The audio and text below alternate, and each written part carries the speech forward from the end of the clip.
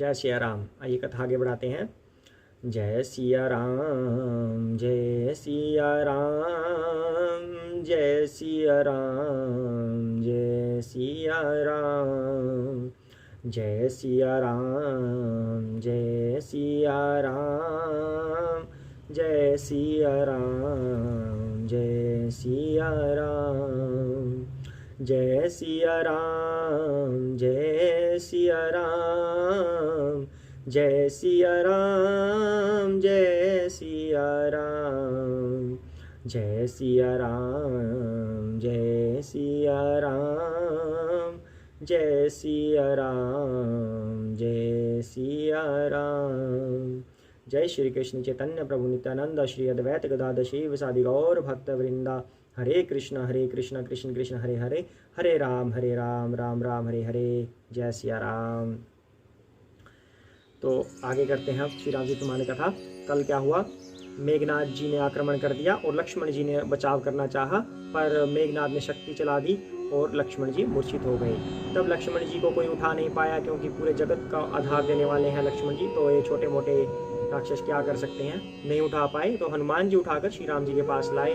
तो श्री राम जी बहुत दुखी हुए और फिर जामवान जी ने बताया कि सुषेण नामक वैद्य है, वो इनका इलाज कर सकते हैं। तो हनुमान जी सुषेण वैद्य जी को लेके आए उनके घर समेत। सुषेण वैद्य जी ने उनको एक युक्ति बताई कि आप औषधि लेके आइए। हनुमान जी को बोला, हनुमान जी चल पड़े। तो रावण को किसी गुप्तचर ने ऐसी खबर दे दी कि हनुमान जी ऐसा काम करने गए हैं जिससे लक्ष्मण जी बच जाएंगे। तो रावण काल नेमी के पास मदद के लिए गया। उधर काल नेमी रावण को समझाने लगा, पर रावण को नहीं लग रही। अब आगे करते हैं। जय सिया राम।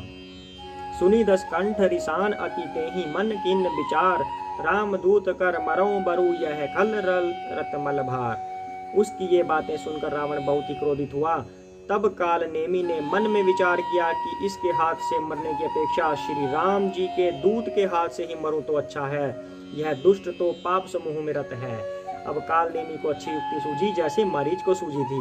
मारीच को भी रावण क्रोध करने लगा था। मारीच ने सोचा, रावण तो पापी है, इसके हाथों मरकर क्या मिलेगा मुझे, इससे अच्छा है कि श्री राम के हाथों मरूं, कम से कम मैं अमर हो जाऊं या फिर इस भावबंधन से मुक्त हो जाऊंगा।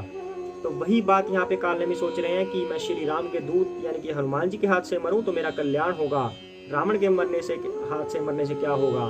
तो उसको ये पता लग गया कि मरना तो है ही, तो अच्छे लोगों के हाथ से मरूं तो अच्छा रहेगा। तो अस कही चला रची सी मग माया, सर मंदिर बर बाग बनाया, मारुत सुध देखा शुभ आश्रम, मुनि ही बुझी जल पियो जाई शरम। वह मन ही मन ऐसा कहकर चला और उसने मार्ग में माया रची, तालाब मंदिर और सुंदर बाग बनाया। हनुमान जी ने सुंदर आश्रम देखकर सोचा कि मुनि से पूछकर जल पी लूं, जिससे थकावट दूर हो जाए। यानी कि उसने माया रच दी थी, रास्ते में एक बाग रच दिया, मैं वो बगीचा बना दिया और कुटिया बना दी, ताकि और आसपास जल तो था ही वहाँ पे, ताकि हनुमान जी भ्रमित हो जाएं। उसने सोचा ऐसा।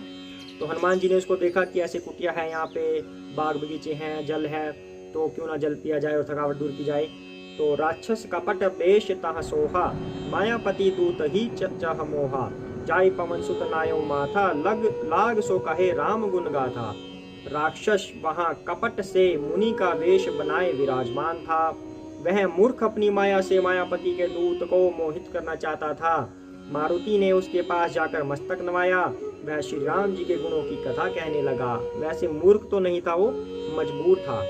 उसे पता तो था ही कि हनुमान जी के हाथों उसका वध होगा, उसकी नहीं चलेगी, वो तो श्री राम के दूत हैं, जगत के स्वामी के दूत हैं। पर वो मजबूर था जब रावण ने भेज दिया उसको।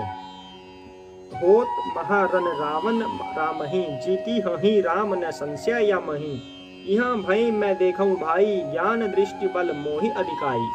वह बोला, रावण और राम में महान युद्ध हो रहा है, राम जी जीतेंगे इसमें संदेह नहीं है। हे भाई, मैं यहाँ रहता हुआ ही सब देख रहा हूँ। काल नेमी एक संत के रूप में बैठा है और ऐसा बोल रहा है, ताकि हनुमान जी को ये विश्वास हो कि ये तो कोई अंतर्यामी है। मुझे ज्ञान दृष्टि का बहुत बड़ा बल है। मागा जल ते ही दिन कमंडल, कह कपि नहीं अघाऊं थोरे जल, सर मज्जन करी आतुरा बहु, दीक्षा देऊं ज्ञान जहि पाबहु। हनुमान जी ने उससे जल मांगा तो उसने कमंडलू दे दिया। हनुमान जी ने कहा, थोड़े जल से मैं तृप्त नहीं होने का। तब वह बोला, तालाब में स्नान करके तुरंत लौट आओ तो मैं तुम्हें दीक्षा दूं, जिससे तुम ज्ञान प्राप्त करो। सर पैठत कपिपद गहा मकरी तब अकुलान, मारी सोधरी दिव्य तनु चली गगन चढ़ी जान। तालाब में प्रवेश करते ही एक मगरी ने अकुलाकर उसी समय हनुमान जी का पैर पकड़ लिया। हनुमान जी ने उसे मार डाला। तब वह दिव्य देह धारण करके विमान पर चढ़कर आकाश को चली, यानी कि उसकी किस्मत में ये लिखा था, यानी कि उसको किसी शापवश वहाँ पे मगरमच्छ फीमेल मगरमच्छ होता है उसके रूप में उसको रहना पड़ रहा था वहाँ पे। लेकिन उसको ऐसा बोला गया था कि जब हनुमान जी यहाँ पे आएंगे उनके हाथों तुम्हारा उद्धार होगा और इस मगरमच्छ के शरीर से तुम्हें मुक्ति मिल जाएगी। तो हनुमान जी ने उसको मार डाला और उसका दिव्य शरीर हो गया और आकाश में वो चल पड़ी। कपि तव दरस भयऊ निष्पापा, मिटा तात मुनि बर कर सापा, मुनि न होई यह निशिचर घोरा, मानहु सत्य वचन कपि मोरा। उसने कहा, हे वानर, मैं तुम्हारे दर्शन से पाप रहित हो गई। हे तात, श्रेष्ठ मुनि का शाप मिट गया। हे कपि, यह मुनि नहीं है, घोर निशाचर है। मेरा वचन सत्य मानो, यानी कि जो मगरमच्छ का रूप धारण किए हुए थी अब वो एक दिव्य शरीर में आ गई और वो हनुमान जी को उस कालनेमी का सत्य बता रहे हैं। अस कही गई अपचरा जब ही निशिचर निकट गयु, कपि तब ही कह कपि मुनि, गुर दक्षिणा लेहु पाछे हम ही मंत्र तुम देहु। ऐसा कहकर जो ही वह अप्सरा गई त्यों ही हनुमान जी निशाचर के पास गए। हनुमान जी ने कहा, हे मुनि, पहले गुरु दक्षिणा ले लीजिए, पीछे आप मुझे मंत्र दीजिएगा, क्योंकि कालनेमी ने कहा था ना संत के रूप में, स्नान कर लो फिर मैं तुम्हें दीक्षा दूंगा। अब हनुमान जी प्रत्युत्तर कर रहे हैं कि पहले अपनी गुरु दक्षिणा तो ले लीजिए, उसके बाद मंत्र दे दीजिए। तो सिर लंगूर लपेटी पछारा, निज तनु प्रगटे सी मरती बारा, राम राम कही छाड़े सी प्राणा, सुनी मन हर्षी चले हनुमाना। हनुमान जी ने उसके सिर को पूंछ में लपेट कर उसे पछाड़ दिया। मरते समय उसने अपना राक्षसी शरीर प्रकट किया। उसने राम राम कहकर प्राण छोड़े। यह उसके मुंह से राम नाम का उच्चारण सुनकर हनुमान जी मन में हर्षित होकर चल पड़े। यानी जहाँ पे भी राम जी का नाम होगा हनुमान जी वहाँ पे प्रसन्न होंगे, उपस्थित होंगे। देखा सैल न औषध चीन्हा, सहसा कपि उपारी गिरिलीन्हा, गही गिरि निसी नभ धावत भयऊ, अवधपुरी ऊपर कपि गयऊ। उन्होंने पर्वत को देखा पर औषध न पहचान सके, यानी कि वो पर्वत आ गया जहाँ पे औषधि थी पर हनुमान जी को उसकी पहचान नहीं हुई। तब हनुमान जी ने एकदम से पर्वत को ही उखाड़ लिया।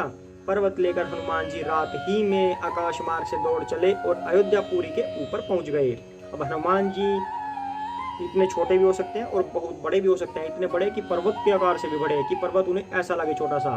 इतना बड़ा उन्होंने आकार बना लिया, पर्वत को उठा लिया कि अपने आप ही वैद्य जी देख लेंगे कौन सी औषधि है, क्योंकि अगर मैं औषधि को ढूंढने लगा तो पूरी रात निकल जाएगी और लक्ष्मण जी के पास रात का ही टाइम है, सूर्य उदय होने से पहले तक का। तो वो बिना विलंब किए पूरे पर्वत को ही उठा के चल पड़े और अब वो अयोध्यापुरी के ऊपर आ गए हैं।